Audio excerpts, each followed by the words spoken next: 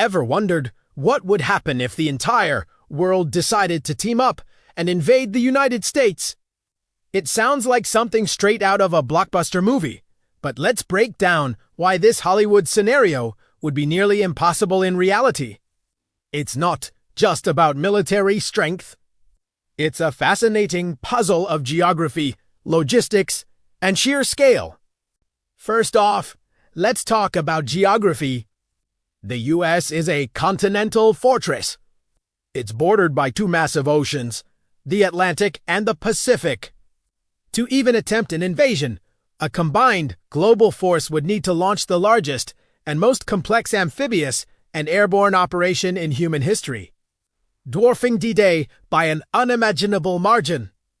This would require moving millions of soldiers and staggering amounts of equipment, like tanks, artillery, and supplies, across thousands of miles of open water. Think about the naval power needed just to protect such a massive fleet. The U.S. Navy operates a fleet of advanced aircraft carriers, submarines, and destroyers that patrol these oceans. An invading force would have to first defeat this formidable navy far from their own shores, a monumental task in itself. Any transport ships that made it through would become easy targets for air power launched from both carriers and the mainland. It would be a logistical nightmare before a single boot even touched the ground. But let's say, for the sake of argument, a force did manage to land. Where would they go? The U.S. has two friendly, stable neighbors, Canada and Mexico. Invading through these countries would be a diplomatic and logistical catastrophe.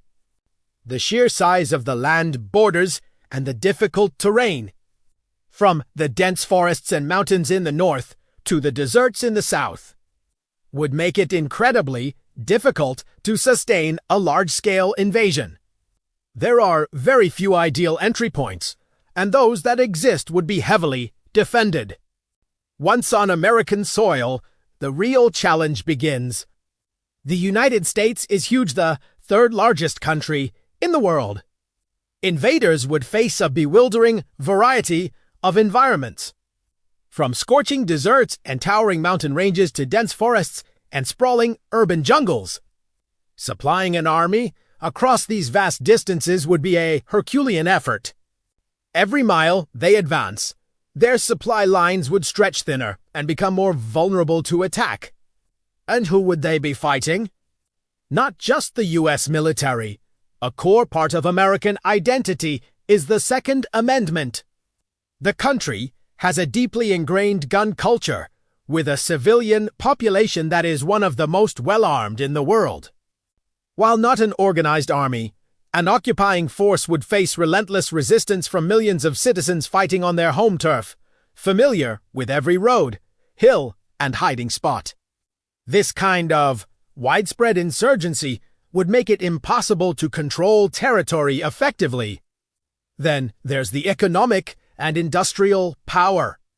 The U.S. has the world's largest economy and a massive industrial base.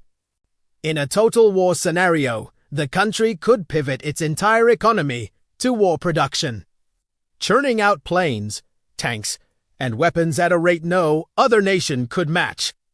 It can sustain itself with its own food, energy, and resources, meaning it doesn't rely on overseas supply lines like an invading force would.